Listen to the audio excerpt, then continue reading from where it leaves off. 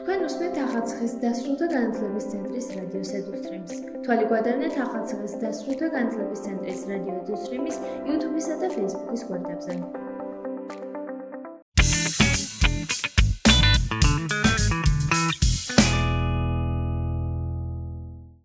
რუბრიკაში ჩემი საქმე ვსაუბრობთ პროფესიებზე, პროფესიულ არჩევანზე, გამოცდილებებზე, წარმატებებზე და გამოწვევებზე.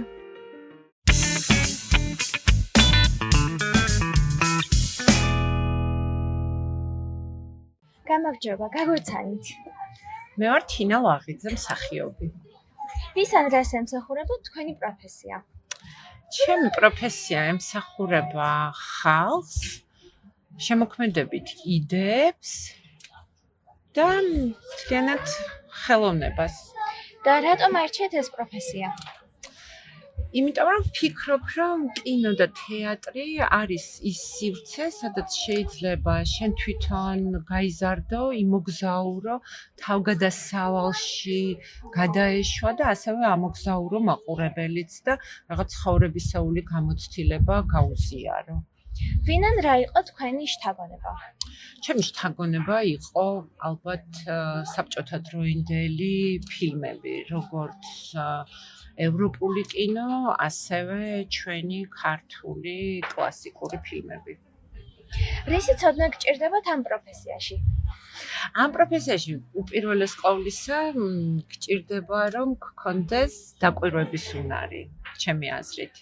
და ძალიან კარგად იცნობდეს საკუთარ თავს და დაიმახსოვრო შენი ემოციური მდგომარეობები სხვადასხვა სიტუაციებში და დააკვირდე აბსოლუტურად განსხვავებულ პერსონაჟებს ცხოვრებაში, ვინც გვხვდება, იყო ძალიან ყურადღებიანი.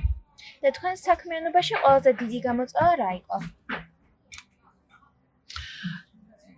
ვფიქრობ, რომ ზოგადად სწორად აღზარდო შენი თავი, საკუთარი თავისთვის იყო საინტერესო და მაყურებლისთვის იყო საინტერესო. თუ შენ თავში ვერ იპოვი იმას, რაც გაძლევს ინსპირაციას, სხვასაც ვერ მისცემ ინსპირაციას. ამიტომ ვფიქრობ, რომ უპირველეს ყოვლისა ყოველთვის დიდი გამოწვევა იმუშაო შენ თავზე და არ გაჩერდე მიღწეულზე და რაც შეიძლება მეტი რაღაცნაირი ცოდნა და ემოციური მეხსიერება დააგროვო. თქვენი საქმიანობის უპირატესობებს რა წარმოადგენს?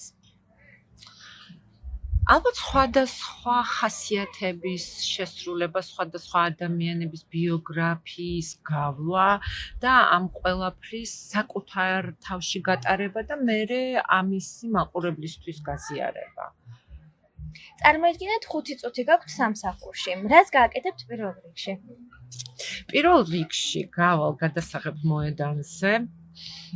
დავაკვირდები რა კუთხიდან დგას კამერა, სად არის, როგორი განათებაა.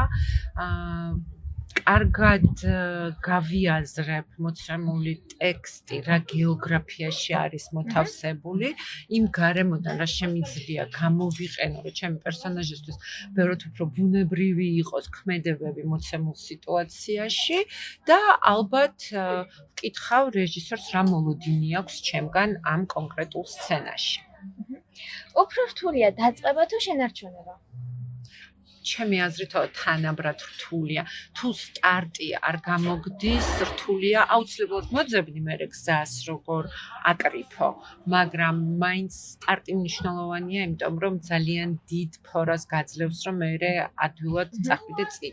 მაგრამ თუ სტარტი არ გამოვიდა, მერეც გზების მოძიება შესაძლებელია და შენარჩუნებაც თანაბრად რთულია.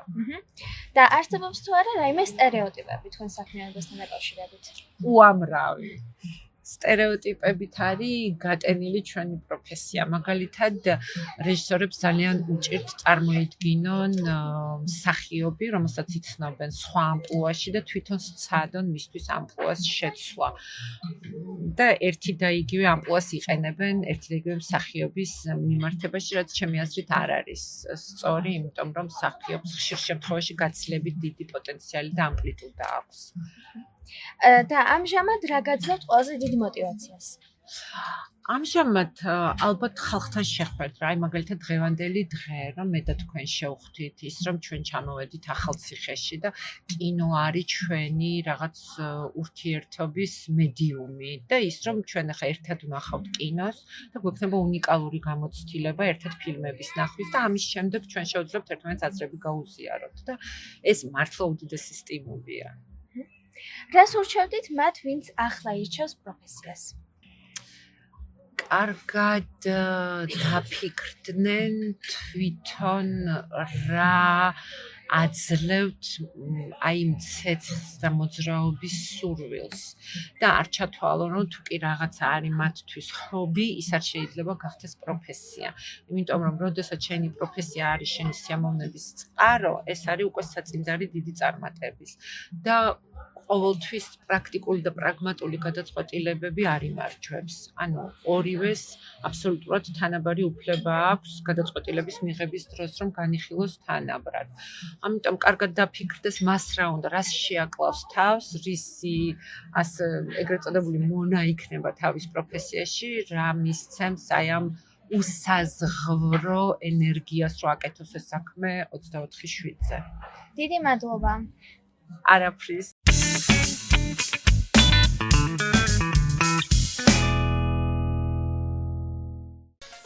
გადაცემა მომზადებულია ახალციხის დასრულთა განათლების ცენტრის მიერ პროექტის რადიოს ძალის ფარგლებში. რადიო ფუნქციონირებს გერმანიის საგარეო საქმეთა სამინისტროსა და დილების საერთაშორისო მხარდაჭერით. თვალე გვადევნეთ ახალციხის დასრულთა განათლების ცენტრის რადიო ედუსტრიმის YouTube-სა და Facebook-ის გვერდებზე.